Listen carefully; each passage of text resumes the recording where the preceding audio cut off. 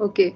Hello and welcome to the first live interaction of this session's Development Research Methods course. I hope that the learners have been making smooth progress in the course. And for the benefit of the learners, this live interaction has been scheduled. I would request all learners to feel free to post your questions either on the YouTube live link or on the Teams link shared with you. The questions that were posed on the Google Sheet, I have collected a few of them and I'll try to address the concerns of the learners. So before I can open up this discussion to the learners, let me, sort of try to summarize where we are in the course currently and what is the approach that I would expect the learners to take when they are doing this course on development research methods. So give me a second to share the screen.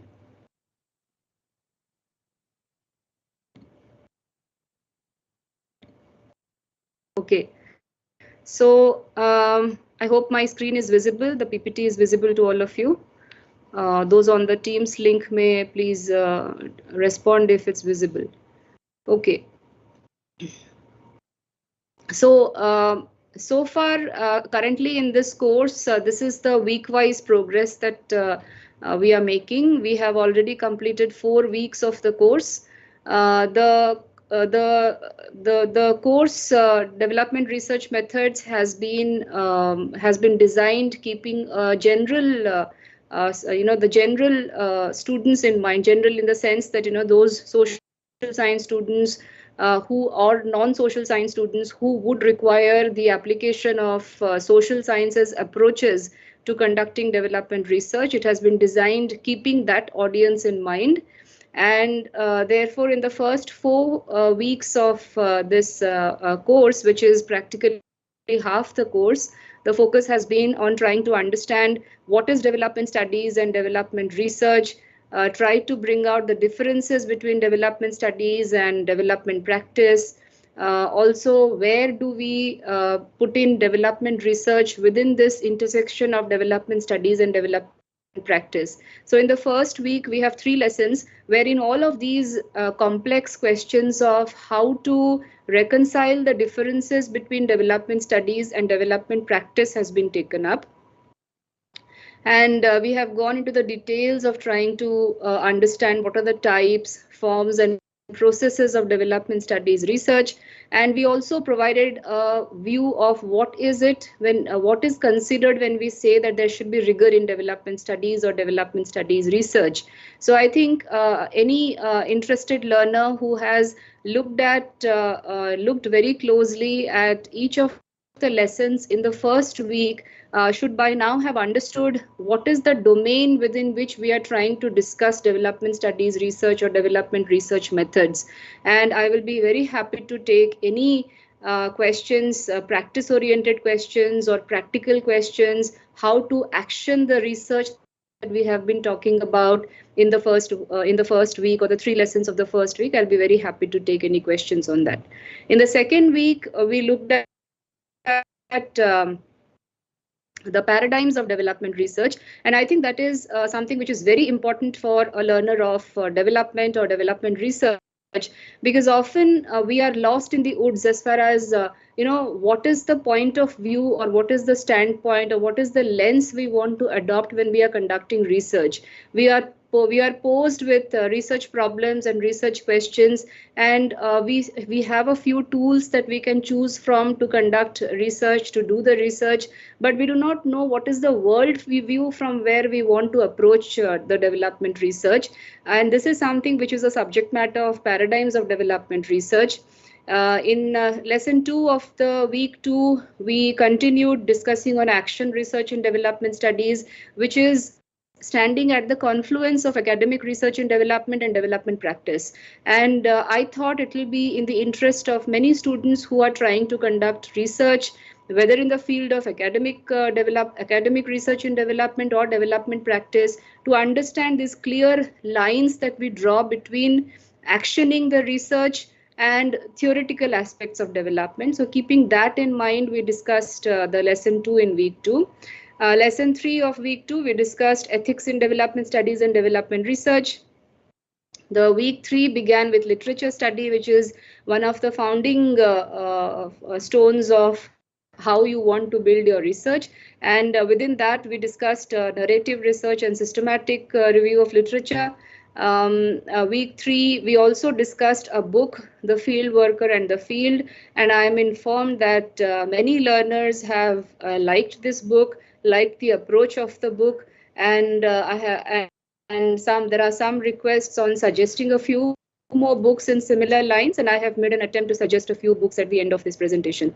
In week 3, we started with qualitative research methods, and in week 4, we are continuing with 2 aspects of qualitative research methods, which is interviews and focus group discussions and participatory methods. So if I have to summarize week 1, we have gone into the distinctive characteristics of development studies, development practice, and doing development research. We now understand that there are certain contextual factors, particularly in the context of global history and global politics, that shape the discipline of development studies. And as a result, there are quite a few distinctive features that characterize the discipline of development studies. And if we have to posit development studies vis-a-vis the other social sciences, we now know that development studies has a normative point of departure from the other social sciences, because most development scholars are committed towards that one aspect of improvement of people's lives. And therefore, researchers from multiple disciplines who are working around the issues of development seem to be drawn towards the subject matter of development studies, which is why you have anthropologists, sociologists, economists, health sciences, you have education studies, various kinds of studies moving towards this issue of development, to the subject matter of development studies. But having said that, we do realize that there are heterogeneities in the subject matter, because there are different people, different researchers approaching the subject of development. Obviously, there are heterogeneities. And because we carry a part of our discipline into the study of development studies, there are certain rigidities in the way we analyze development question also. And such kinds of rigidities in analyzing has given rise to a more practice-oriented discipline called development practice. And this is where I would like to I would request the students to recall the discussion surrounding mixed methods. For example, we did study about what is the pragmatic approach to conducting research. So when you have these kinds of when you have heterogeneities, yet you have purists on different sides of worldviews, then it is often essential to take a pragmatic approach to conducting research, which is what development practice has been trying to do. Development practitioners and development practice as a discipline has tried to inculcate over the past few decades. And given these kinds of developments that are there are academic research-based groups and practice or policy-based groups. Now, I thought I'll just again discuss this the chart that I have discussed in week 1, and that is why, as development studies researchers or development practice researchers, we should be concerned about the whole of who are the different actors when we are conducting development research, because I think this is one area of research where we are bringing together various actors within the economy or within the society, within the ecology, within the ecosystem. So this you want to plan, and you have logistical issues. There are ethical practices of doing development research. And the researchers are working in different cultures, they're coming from different races, ethnicity and identity issues exist.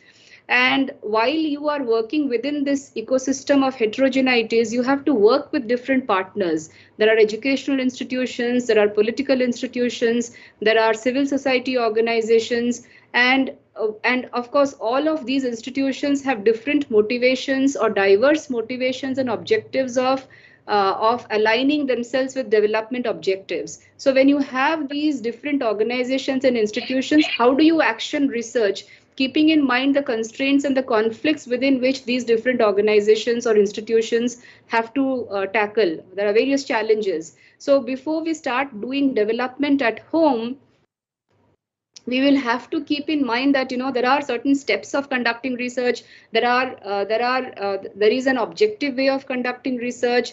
There is a way of handling subjectivity in research, and that is exactly what we try to cover in week 1, and to some extent in week 2, where we were trying to understand this whole dynamic of the ecosystem of that constitutes development researchers. We also, I thought I'll just bring up this chart also, which talks about typology of research, and purposes and focus and desired results. Now, generally, there are of course various kinds of research typologies. Every year there are new typologies that are getting added on to the research that we are conducting. But broadly, if we have to attempt a typology of development research, these are a few that we can come up with. One is, basic research, which is something that we carry out in the form of dissertations in academic institutions, whether at the postgraduate level or at the PhD level, where the purpose is knowledge seeking, and knowledge itself is an end in itself. So we are trying to discover the truths. And while many people today, feel that academic research needs to be actioned better on the field, academic research needs to collaborate better with industry, with government organizations, with non-government organizations, and so on. But the fact remains that basic research is an end in itself, and therefore it has relevance within the entire ecosystem of conducting development research. The focus of research as far as basic research is concerned is, what is the why the questions are deemed important by one's discipline, and it also depends a lot on the personal intellectual interest of the researcher. Now, in terms of desired results, basic research, of course, contributes to theory. There is and again, while we are studying about development research and the typologies of development research, one must not lose sight of the different worldviews that explain the kind of basic research one is taking up. Applied research is another type of research where you try to understand the nature and source of human and social problems. Again, the questions that are deemed important by society at large is something which is taken as applied research, and it often always tries to come up with different kinds of solutions and what interventions can be carried out to address the problem at hand. The third type of research is summative evaluation. Various kinds of evaluation studies form the subject matter of these kinds of research. We try to determine the effectiveness of human interventions and actions, programs and policies. What are the different goals of interventions? And often these kinds of research are carried in collaboration with various civil society organizations or government organizations. Often there are funding organizations that require us to carry summative evaluation of different kinds of studies, and so on. Similarly, you have formative evaluation, where the purpose is to try to improve an intervention or a program, and this is something, a ministry might want you to carry out a study which requires improved intervention of the program.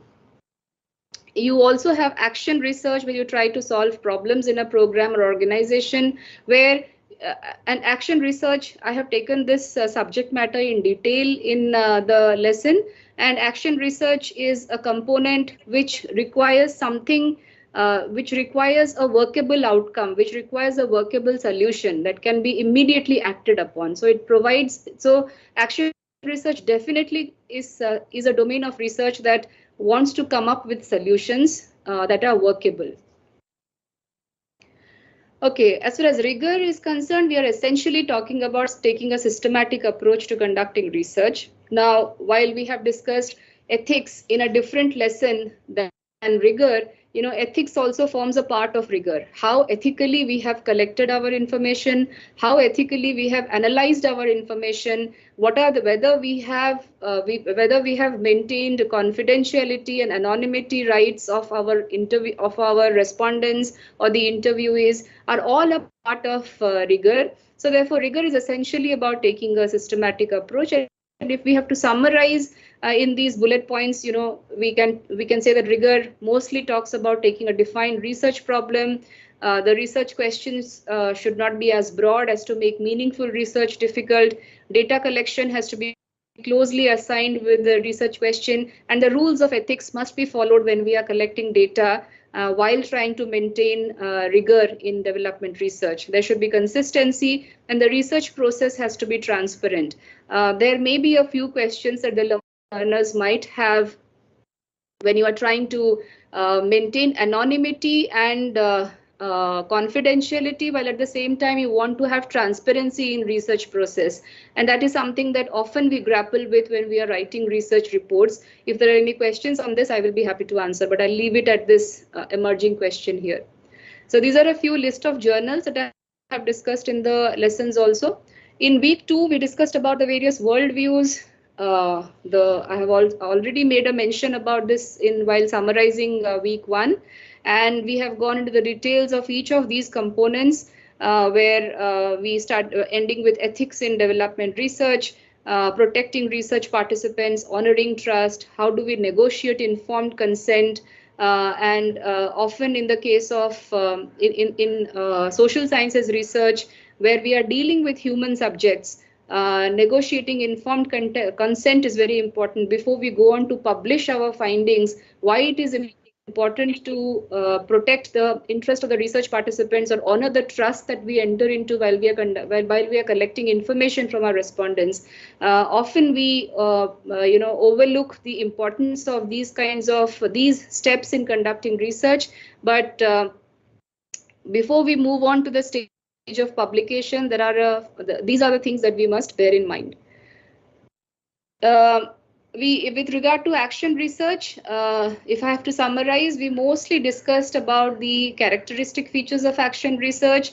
We understood that action research needs to be used when we want to evaluate whether what we are doing is influencing our own or other people's learning, or to ensure that it is. So we try to improve our understanding, develop our learning, and influence others' learning. But when do we not want to do action research is when we are trying to carry out comparisons or statistical correlations or demonstrating a cause and effect relationship. So essentially, when we are trying to conduct basic research, where we want to add to knowledge base, where we are trying to look at, where we are trying to conduct research that can contribute to existing theory, we do not want to conduct action research there. So it must be very clear. A researcher, a learner must be very clear as to when we want to use what kind of research and what is the setup within which we are trying to conduct our research. So these are a few ethical issues checklists that we had discussed in our lesson. For example, is the research necessary? Whether you have considered the specific ethical issues raised by the project and how do you want to address them? Similarly, are your respondents able to understand your version of the information that they have given you? How are the respondents to be informed or consulted on the results of the research? So there are a host of ethical issues that one can come up with when conducting development research. These are a few leading questions that we gave out in our lessons, but one can keep adding on to these ethical issues checklist depending upon the kind of research that you are pursuing. In weeks 3 and 4, we discussed about literature study. We had a book discussion, and we have done an introduction to qualitative research, and we are probably currently discussing case studies and interview methods and so on. Now, I'll be happy to take any further questions on these lessons. But before that, let me, because there have been requests on the portal as well as personal requests to me that I should introduce the learners to a few more readings. I'm happy that the book "The Field Worker and the Field" has been read by a number of learners. These are a few readings that I would also add on to the existing readings. By the same author, M.N. Srinivas, also came up with a book in 1978 titled "The Remembered Village." And I would like to introduce this book as reading material for research method students, because this is a unique book where the book was developed when the author had completely lost all his processed field notes because of a fire that broke out in Stanford. So I've just taken a few phrases from the preface written by M.N. Srinivas himself. in his book. So I'll just read that out, which says that this book would not have been written but for a bizarre and tragic accident which occurred on 24th April 1970 when I was at the Center for Advanced Study in the Behavioral Sciences, Stanford, as a fellow. I had gone in January of the same year with the aim of completing a much postponed monograph on Rampura, a multi-caste village in princely Mysore, now part of Karnataka state. By a strange quirk of fate, all the 3 copies of my fieldwork notes, processed over a period of 18 years, were in my study at the center when a fire was started by arsonists, and the study notes were reduced to ashes in less than an hour. I had left my original field diaries and notes behind me in Delhi, but the task of processing the data once again from scratch was something I could not bear to contemplate. But be that may, the author did come up with a book, and the book, The Remembered Village, is considered as a unique and a genuine contribution to the study of society in India. Some of the important concepts, such as Sanskritization, for example, also has been greatly dealt with in Srinivasa's work on the Remembered Village. In a forward to the same book written by Sol Tax, who was one of the most renowned anthropologists, American anthropologists, who is also credited with founding of the journal Current Anthropology, writes that Professor Srinivasa's monograph, based on the human mind's extraordinary capacity to bring forth significant details of the past, is a major ethnographic portrait woven from the warp of immersion in the sea of original data and the weft of purposeful seeking after a description of a village in its own terms. Basically, he's writing in so many terms that ethnography or reproduction of ethnographic work in the form of a textbook does not end if the field notes do not exist, because writing your ethnography is an art in itself, and in spite of the fact the field notes were destroyed, it should not, we need not let them destroy, we should not let ourselves destroy the art of explaining or writing our ethnographic notes. So I hope some of you can read this book, and I think it's one of the important books in the social sciences that introduces us to the art of taking field notes, and how field notes can be an important contribution as a form of research method, is something that I wanted to impress upon. The second book that I would like to introduce, keeping in mind the general audience, is a book by Robert Rubinstein, which came out in 2001. It's titled Doing Fieldwork, The Correspondence of Robert Redfield and Sol Tax.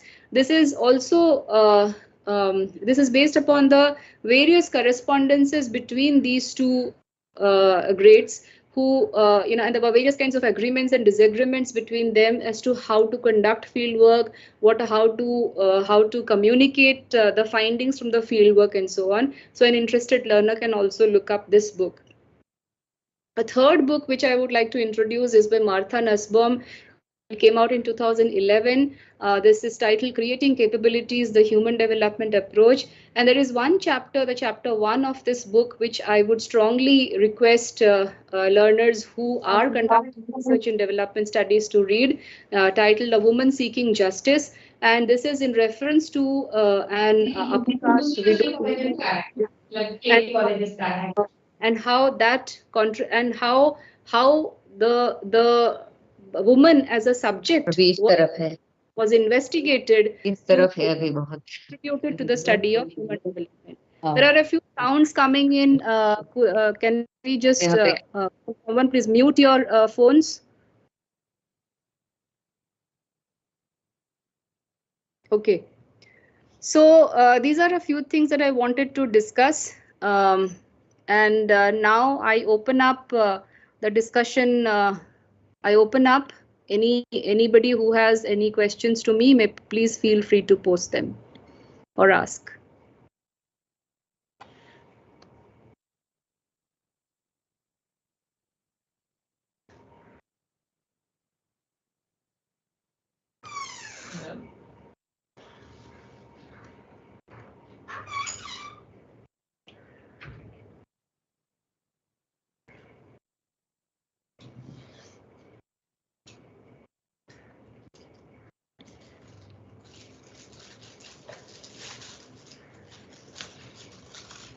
Anybody has questions, please feel free to put up those questions.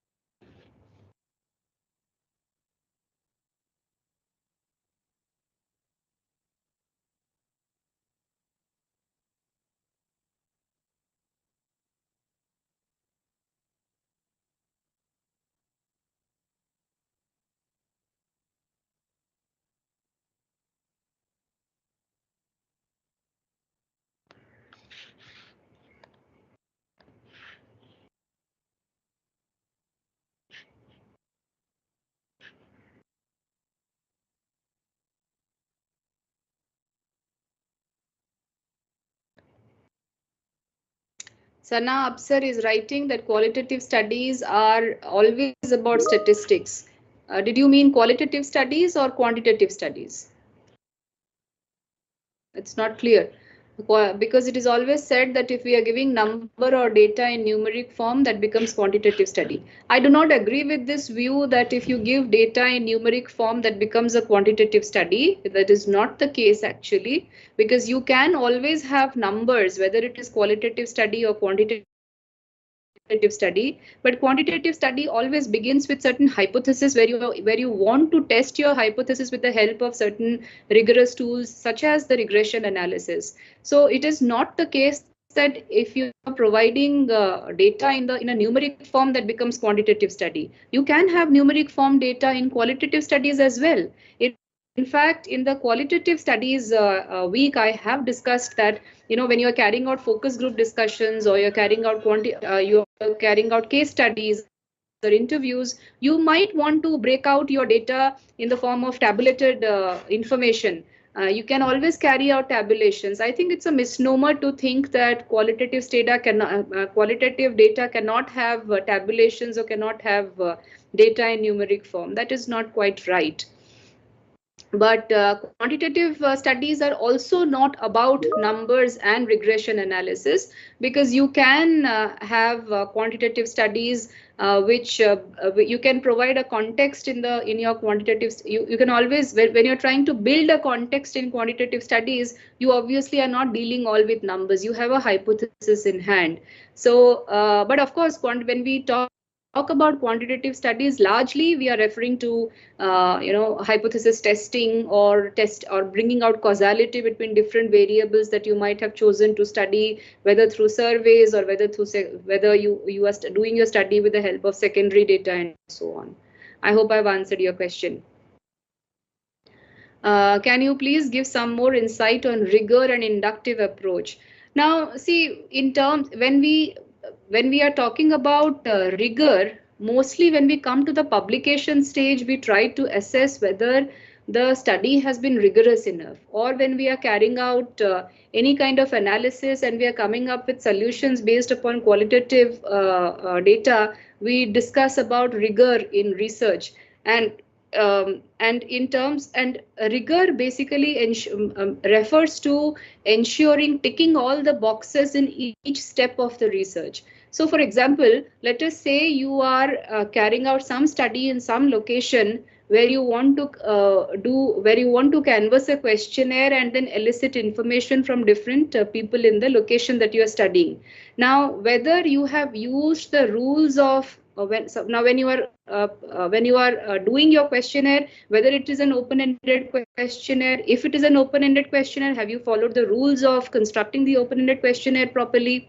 If you are doing a survey-based research, have you followed the rules of designing a close-ended questionnaire properly? Now, when you move towards data collection, because this is the creation of the instrument stage, from creation of the instrument stage to collection of data. When you're collecting the data, have you taken the consent from your participants regarding collection of data? And let us say the journal or or the publication house that is publishing, if they're asked, if they want to check your information regarding whether you have taken informed consent or not, you should be able to provide how you have taken the informed consent. Similarly, when you come to the data storage part, you have collected your information, you want to keep your information with you, you want to code the information, or you want to get into a narrative analysis as far as information is concerned. Have you done it keeping all the coding methods in mind? So therefore, ethics refers to following the ethics of research in each and every stage of the research, culminating in publication of your information. I hope I've answered your question. Follow-up questions I'll take after some time. Let me try to answer as many questions as possible. Would you like to? I would like to know regarding RCT in detail. I have not taken up randomized control trials in this course. Therefore, I would request you to please pose questions that have been taken in this course, because as I have just informed that this course has been designed keeping a general audience in mind, and therefore please stick to what we have covered in the course. How to do analysis with qualitative studies? Suppose there is questionnaire discussed in field. There are multiple answers to single questions. In such cases, how to do data entry? Now, I hope I have covered parts of this in the introduction to qualitative analysis part, but this I think is a very relevant question, because often when we are collecting qualitative data, you have a few case studies with you, or you have a sample with you, and you have a few transcripts with you. And often students do not know what to do with those transcripts. And this is where systematic study of the transcripts come into play. One is, while carrying out qualitative analysis of your research questions, you need to imbibe a lot of patience as to how you want to read your transcripts. When you have your transcripts in front, you need to the first step is to maintain meticulous transcripts. And there is a difference between field notes and transcripts. You may have your personal private field notes when you are going to the field, but when you want to sit down here and analyze your data, you have to transform your field notes into properly maintained transcripts. And today we are dealing with digital devices, and there's a lot of softwares that help us store our qualitative data properly. For example, you have many softwares today that can help you maintain the database on qualitative data that you have collected, the data on qualitative research that you have carried out. For example, if you maintain 10 transcripts and you input those 10 transcripts into a certain software, you can come up with different kinds of codes and themes that will give you directions to how you want to further your analysis. So I think this is the first step in being able to analyze qualitative data is to maintain your transcripts well. Multiple answers to single question, that is precisely the objective of qualitative study, isn't it? For that matter, quantitative studies or survey-based questionnaires as well, there will of course be different answers to the same question. And that is what we are trying to test, because there are variations in answers. And when there are variations in answers, you need to increase your sample size. You need to collect more and more case studies and try to see whether there is a pattern emerging from the different answers that you have. So that is precisely the objective of research, where we want to see how different people are answering the same question, right? So this is my answer to your question on qualitative study. There's another question on sometimes it is said that in social sciences research, we can have n number of hypotheses. So it's better to not keep any hypothesis and just keep research questions. Yeah, I am aware of this discussion also. We do, when we are carrying out even when we are guiding PhD thesis or student dissertations, this discussion often goes on that currently in academic research as well, there is a discussion that is it necessary to begin with a hypothesis? And this is something that is that has been occupying the minds of researchers for quite a long time. If my personal view is that we do not always need to have a hypothesis to pursue a research question, but it helps to have a hypothesis. If you definitely want to carry out quantitative research and you know that you want to discuss causality as far as the variables are concerned, then it is strictly advisable that you begin with a hypothesis.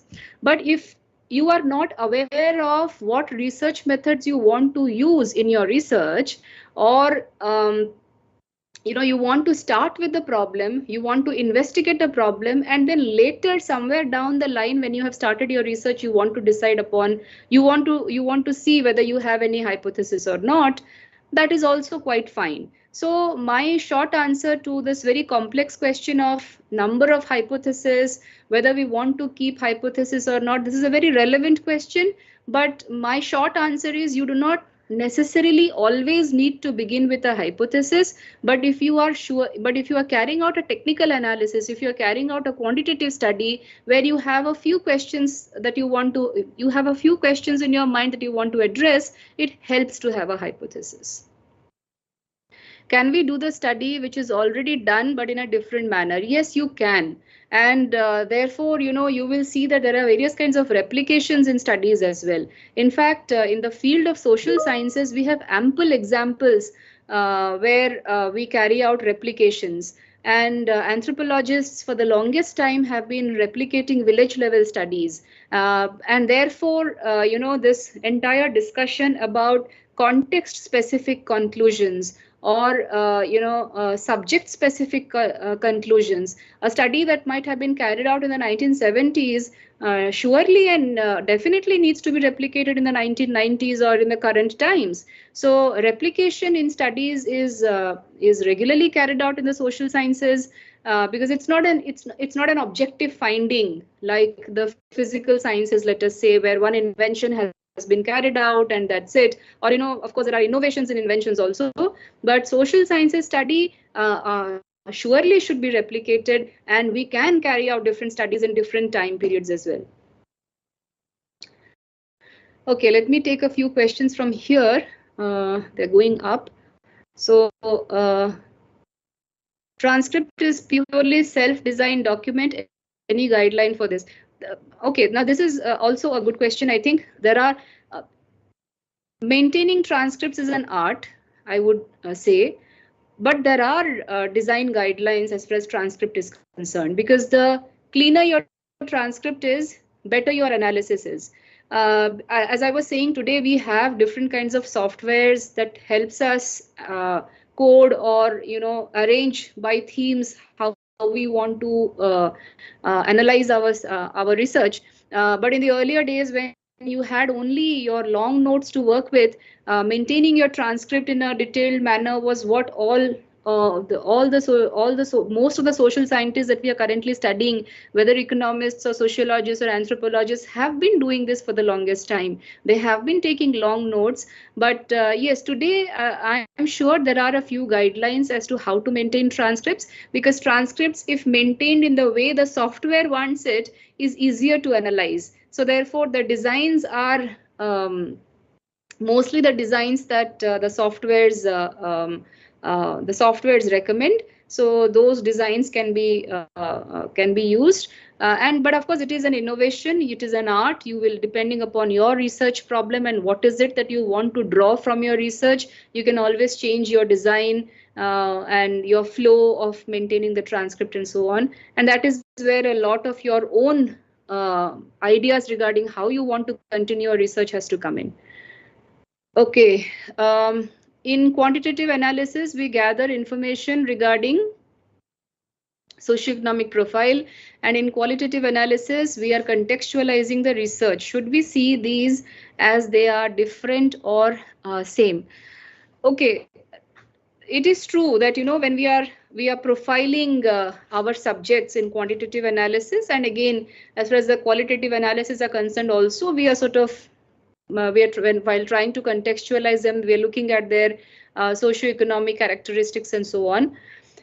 They are different. I would like to believe that from a quantitative analysis point of view and the qualitative analysis point of view, the data collected is the same, but the method of analysis is different, because in the case of quantitative analysis, the socioeconomic variables that we have are entering as determinants of the dependent variable that we want to test.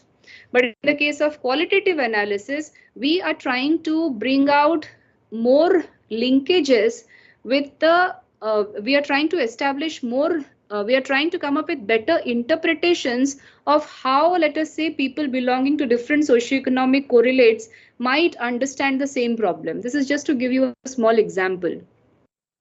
So the way we want to use the socioeconomic characteristics information will be different in quantitative and qualitative studies. So I think that's the answer. Okay, there are a few questions here on the YouTube. Can we do the study which is, okay, this is I've taken up, ma'am, is there a good scope of qualitative research in the field of economics? Now, the field of economics, particularly the field of development economics, has advanced in such a manner that there is a scope of carrying out qualitative research as well. In fact, you would see that in heterodox economics that we have started calling, where we are trying to bring together the different socioeconomic or the social processes of change, or how social change or social institutions can help us to explain economic transactions. We have been able to bring qualitative information into economics as well. The field of economics has expanded, wherein there is scope of bringing in qualitative research also. I hope I have answered most of the questions that are there on YouTube as well as Teams.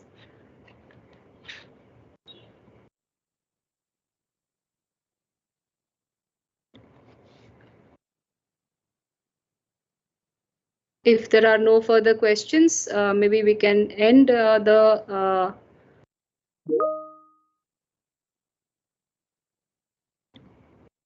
interaction.